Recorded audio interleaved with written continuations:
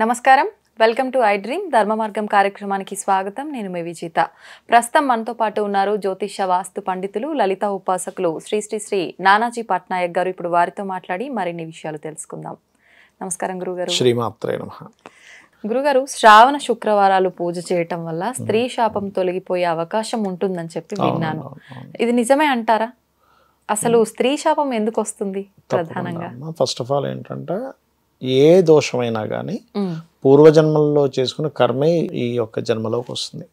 అంటే ఒక స్త్రీని ఇబ్బంది పెట్టాము పని కట్టుకొని, ఏదో చిన్న చిన్న భార్యాభర్తల మధ్యని చిన్న చిన్న అలకలు గొడవలు, అది స్త్రీ శాపం కిందకి రాదు.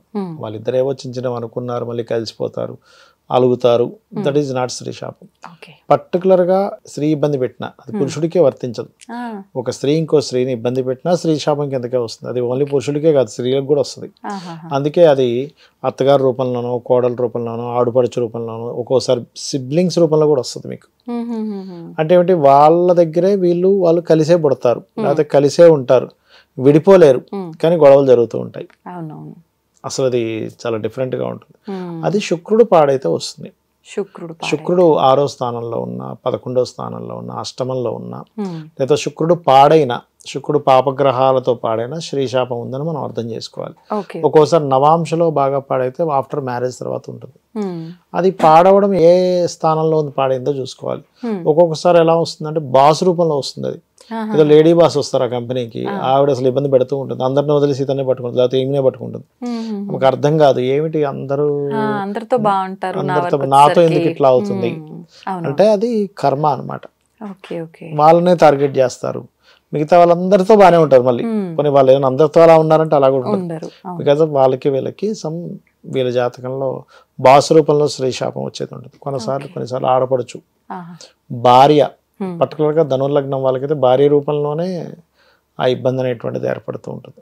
అది చాలా మందికి అత్త కోడళ్ళకి కూడా స్త్రీ శాపమే. అది కూడా స్త్రీ శాపం. అయితే దీనికి ఏంటంటే శ్రావణ శుక్రవారాలు, ఎందుకంటే శుక్రుడికి అధిష్టాన దేవత అమ్మవారు, లక్ష్మీదేవిగా చెప్తూ ఉంటారు. శ్రావణ శుక్రవారాలు ఎవరైతే చేస్తారో ఖచ్చితంగా ఈ దోషం చాలా మటుకు తగ్గుతుంది. అయితే ఇది చేసేటప్పుడు లక్ష్మీ గణపతి పూజ చేసి నారాయణ్ణి, సహజంగా శుక్రవారాలు మనం చేసేటప్పుడు చాలా మంది ఏం చేస్తారంటే డైరెక్ట్ గా అమ్మవారి నామాలతో స్టార్ట్ చేస్తారు. అలా కాకుండా ముందు నారాయణ్ని, విష్ణువుని ప్రార్థించి తర్వాత లక్ష్మీదేవిని ప్రార్థించాలి.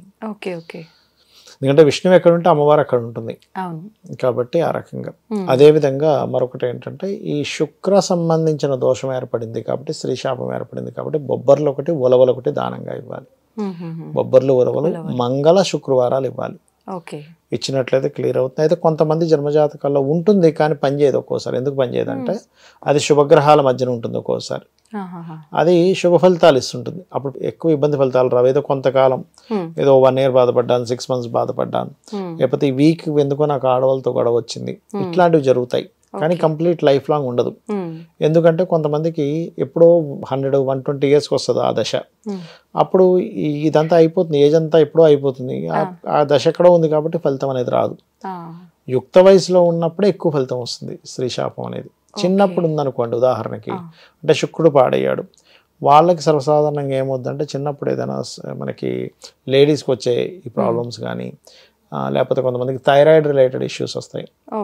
సహజంగా థైరాయిడ్ రిలేటెడ్ ఇష్యూస్ నా రీసెర్చ్లో తేలింది ఏంటంటే, 2వ స్థానంలో ఉండేటువంటి శుక్రుడు లేదా 3వ స్థానంలో ఉండే శుక్రుడు పాడైతే ఎక్కువగా వస్తుంది థైరాయిడ్ గ్రంథులకు సంబంధించిన విషయంలో. అలాగే బాగా అంటే మైండ్లో బాగా ధనం సంపాదించాలనుంది కానీ సంపాదించలేకపోతున్నారు, ఫెయిల్యూర్ అవుతున్నాయి అన్ని. ఏదో ఒక ఇది నేర్చుకున్నారు, ఏ ఆర్ట్స్ నేర్చుకున్నారు, అందులో రాణించలేదు, వివాహం అయిపోయింది. ఇంకోటి ఏదో బిజినెస్ పెడదామంటే భర్త ఒప్పుకోలేదు, లేకపోతే వీళ్ళే ఏదైనా చేద్దాం అనుకుంటే ఏదో ఒక కారణం చేత వీళ్ళకి ఆగిపోతుంది. అప్పుడు థైరాయిడ్ అనేది వస్తుంది వాళ్ళకి. అంటే ఇది 2nd house థైరాయిడ్, దీనికి సంబంధించింది. ధనం కూడా 2nd house రిలేటెడ్. అందుకని మన మైండ్లో ఏదైతే రన్ అవుతూ అది నేను చేయలేకపోతున్నాం అనుకుంటామో అది ఆరోగ్యం మీద ఎఫెక్ట్ చూపిస్తూ ఉంటుంది. సుఖ వ్యాధులు వస్తాయి ఎక్కువగా శుక్రుడు పాడైతే. సుఖ వ్యాధులు, ఈ జెనెటికల్ గా వచ్చేవి కొన్ని, అండ్ కంటి చూపుకి సంబంధించినవి ఇట్లాంటివి వస్తూ ఉంటాయి. అయితే వీటన్నిటికీ కూడా ఏమీ లేదు, శుక్రకేతు గ్రహాల దగ్గర దీపారాధన చేస్తూ మీరు కనుక అమ్మవారి నామాన్ని మీరు ఎంత చేస్తూ ఉంటే ఈ శుక్ర సంబంధించిన దోషాలు తొలగుతాయి. అయితే స్త్రీశాపం ఉన్న వాళ్ళకి గొడవలు జరుగుతుంటాయి కదా, వీళ్ళు తెలియక ఏం చేస్తారంటే ఇంకా గొడవలు పెట్టుకుంటూ ఉంటారు. మీకు శుక్రుడు నేను చెప్పిన స్థానాల్లో ఉన్నాడు అన్నప్పుడు గొడవ పెట్టుకోకుండా వీలైనంత మటుకు కాంప్రమైజ్డ్గా అక్కడి నుంచి వచ్చేయడం బెస్ట్. ఇంకా పెరుగుతూ ఉంటుంది. అవునవును, వాదిస్తూ ఉంటారు అడ్డంగా. ఇప్పుడు ఏం లేదమ్మా, ఇప్పుడు సింపుల్ ఎగ్జాంపుల్ చెప్తా చూడండి. ఒక లోన్ తీసుకున్నారు, మీరు మనీ కట్టేస్తే లోన్ తీరిపోతుంది. మీరు ఆపుతూ ఉన్నారు, వాటి పెనాల్టీ మీద పెనాల్టీ, వడ్డీ మీద వడ్డీ పడుతుంది, పెరిగిపోతుందిగా. ఇక్కడ చేసే మిస్టేక్ కూడా అదే. వీళ్ళు ఏం చేస్తారు, వాదిస్తారు, గొడవలు పెట్టుకుంటారు. సరే నా జాతకంలో పోయిన ఉన్న కర్మ అని అనుకొని చిన్నదాంతో పోయేదాన్ని పెద్దది చేసుకోకుండా ఉండగలిగితే, చిన్నదాంతో చిన్నగా సర్దుకొని అర్థం చేసుకొని అక్కడ సిచ్యువేషన్ కూల్ చేసే ప్రయత్నం చేస్తేనేమో దోషం ఎక్కువ వెళ్ళదు. కూల్ చేసే ప్రయత్నం కాబట్టి ఇంకా గొడవ పెట్టుకున్నారు అనుకోండి, ఈ జన్మలో ఇంకా ఇది కంప్లీట్ అవ్వలేదని నెక్స్ట్ జన్మలోకి తీసుకెళ్తుంది మళ్ళీ అది. సెకండ్ మళ్ళీ ఇంకొక లైఫ్ లో కూడా మళ్ళీ వీళ్ళు అక్కడే పడతారు, అక్కడే గొడవలు పెట్టుకుని ఉంటారు, మళ్ళీ ఇంకో లైఫ్ లోకి వెళ్తారు. అందుకని ఇది అనుభవిస్తే అయిపోద్ది అంటారు కొంతమంది. అందుకే ఇది అనుభవించేస్తారు, నాకు ఎందుకులే అంటారు. ఒకటి అనుభవించే ధైర్యమైనా ఉండాలి, లేకపోతే పరిహారం చేసుకునైనా బయటపడాలి. అంతేగాని ఇది ఎట్లా అది ఎట్లా అని చెప్పి గొడవ పెట్టుకోవడానికి లేదు. నువ్వు ఒక బస్సు ఎక్కి పలానా ఊరు వెళ్తుందని బస్సు ఎక్కి నువ్వు ఈ బస్సు అక్కడికి ఎందుకు వెళ్తుంది, ఇంకో దగ్గరికి వెళ్ళాలంటే కుదరదు. ఫ్లైట్ ఎక్కి యుఎస్ వెళ్ళే ఫ్లైట్ ఎక్కాము, యుఎస్ వెళ్తుంది అది.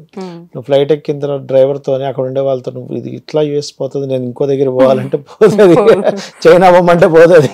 నువ్వు ఆ ఫ్లైట్ ఎక్కావు అంతే, నీ కర్మలో ఆ ఫ్లైట్ ఎక్కి అక్కడ వెళ్ళాలన్నది. నువ్వు ఆ ఫ్లైట్ జర్నీని ఎంజాయ్ చేయాలి. గొడవ పెట్టుకోవడం వల్ల నీ డెస్టినీ మారదు అంట నేను. అయితే అమ్మవారిని ఆరాధించాలి, ముందుగా స్వామి వారిని ఆరాధించాలి. ఎటువంటి మంత్రం? అమ్మవారి మంత్రాలు లక్ష్మీ అష్టోత్తరాలు చేసుకోవడము. ఫస్ట్ ఆఫ్ ఆల్ శ్రావణ శుక్రవారాలు చేయడం వల్ల, లక్ష్మీ అష్టోత్తరాలు చదవడం వల్ల దారిద్ర నాశనము అంటారు. దరిద్రం నశిస్తుంది, ధనయోగం పడుతుంది. లక్ష్మీ కటాక్షము అంటే ఎంతసేపు మనం డబ్బులే అనుకుంటాం, డబ్బులని కదా గుర్తింపు వస్తుంది. మనకి అనవసరంగా వచ్చే ఇబ్బందులు కూడా తొలగుతాయి. కొంతమందికి ఇదే సందేహం వస్తుంది, ఏంటంటే నేను చేస్తున్నాను, మా పక్కింటి వాళ్ళు చేస్తున్నారు, వాళ్ళు మాత్రం బాగా కలిసి వచ్చింది, నాకేంటో ఇక్కడ ఆగిపోయాను అనుకుంటా. కానీ ఇక్కడ మనం తెలియాల్సిన విషయం ఏంటంటే, మీరు ఆ పూజ చేయడం వల్ల మీకేదో రావాల్సిన ఆపద అమ్మవారు అక్కడ ఆపుతుంది. మీకు ఏదో పెద్ద ఇబ్బంది ఉందనుకోండి, ఆపేసింది అనుకోండి, ఈ కర్మ ఈ పుణ్యం ఇక్కడికి అయిపోయింది. వీళ్ళకి ఏ ఆపదలు లేవు, ఆ కర్మ ఎదగడానికి పనికి వచ్చింది. సో ఎప్పుడైనా ఏదైనా నోము పూజ పునస్కారాలు ఏదైనా చేసేటప్పుడు మనకి పెద్ద పెద్ద రిజల్ట్స్ కనిపించట్లేదు అంటే పెద్ద పెద్ద ఇబ్బందులు పడవలసింది ఆగిందని మనం అర్థం చేసుకోవాలి. అంతే, ఇంతలో పోయేది ఇంతలో పోయిందని చెప్పి పెద్దవాళ్ళు అంటారు కదా, అలా అనుకుని మనం సంతోషపడాల్సిందే. చాలా మంది ఇప్పుడు ఈ పూజలు ఇవన్నీ అనేసరికి ముఖ్యంగా ఈ దోషాలు ఉన్న వాళ్ళు చాలా పెద్ద పెద్ద పూజలు పరిహారాలు అని చెప్పి పురోహితుల సమక్షంలో చేస్తుంటారు. అలా చేస్తే తొలగిపోతాయి అని అంటారు. మరి ఇంత చిన్నగా మేము కూర్చొని మంత్రం చదవటం వల్ల, ఇంట్లో నిత్య దీపారాధన చేసుకోవడం వల్లనే తొలగిపోతాయా అని అంటుంటారు కదా. అంటే అలా కాదమ్మా, ఎక్కడ కూడా పరమాత్మ మీరు పెద్ద పూజలు చేస్తానే నేను అనుగ్రహిస్తాను, చిన్న చిన్న పూజలు మీకు మీరు చేస్తే అనుగ్రహించని ఎక్కడ చెప్పలేదు. చెప్పనప్పుడు మనం ఎందుకు అట్లా అనుకుంటున్నాం, ఫస్ట్ మనం అర్థం చేసుకోవాలి. భక్తి చెప్పాడు శ్రీకృష్ణ పరమాత్మ స్వయంగా చెప్పాడు, నన్ను 4 విధములైనటువంటి పుణ్యాత్ములు నన్ను ఆశ్రయిస్తున్నారు, ఆర్తులు, జిజ్ఞాసులు, అర్ధకాములు, జ్ఞానులు. వారి వారి విధముగా వాళ్ళని నేను అనుగ్రహిస్తున్నా అన్నాడు. ఈ పెద్ద పూజ చేసే యోగం ఉంది. ఇంకోటి ఏంటి, మనం చేస్తున్నాము, మనం చిన్న పూజ చేస్తున్నాం పెద్ద పూజ చేస్తున్నాం అనుకుంటున్నాం కాదు, ఆయన అనుగ్రహించడం వల్ల మనం చేయగలుగుతున్నాం. కొంతమంది భక్తులుగా ఉన్నారు, కొంతమంది నాస్తికులుగా ఉన్నారు అనుకుంటాం కాదు. నాస్తికులుగా ఉన్నారంటే వాళ్ళకి ఇంకా భగవంతుని చేరుకునేటువంటిది రాలేదు. అయితే నాస్తికులుగా ఉన్న వాళ్ళంత మాత్రం చేత వాళ్ళని తప్పు అని కాదు, వాళ్ళు ఇంకో రూపంలో సేవ చేస్తున్నారేమో. ఒక వ్యక్తికి ఫుడ్ పెడుతున్నారు, ఇప్పుడు వేరే రకరకాల ప్రాణులు అన్ని భగవత్ స్వరూపమే కదా. ఒక జీవికి ఫుడ్ పెట్టినా, లేకపోతే ఒక వ్యక్తికి అన్నం లేదంటే అన్నం పెట్టినా, చదువు లేదంటే పుస్తకం ఇచ్చినా, అది కూడా భగవత్ సేవలో ఒకటే. కాకపోతే మరి పూజ ఎందుకు చేస్తున్నాము అంటే భగవంతుడిని గుర్తిస్తూ కృతజ్ఞత తెలుపుకుంటున్నాం. ఇక్కడ కృతజ్ఞత తెలుపుకోవడము, నీకు కావాల్సిన కామ్యం నెరవేర్చుకోవడం. ఇక్కడ నువ్వు ఒక మానవత్వాన్ని చూపిస్తున్నావు, మానవత్వం చూపించడం కూడా పూజతో సమానం.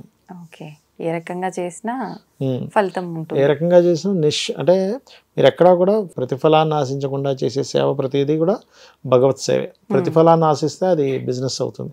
కాకపోతే కొన్నిసార్లు తప్పదు, ఇప్పుడు మన వల్ల అవ్వదు, భగవంతునే కోరుకోవాలి. అప్పుడు స్వామి నా వల్ల అవ్వట్లేదు, నీ అనుగ్రహం కావాలని కోరుకుంటాం, దానివల్ల రిజల్ట్ వస్తుంది. చక్కగా వివరించారండి, ధన్యవాదాలు. శ్రీమాత్రే నమః.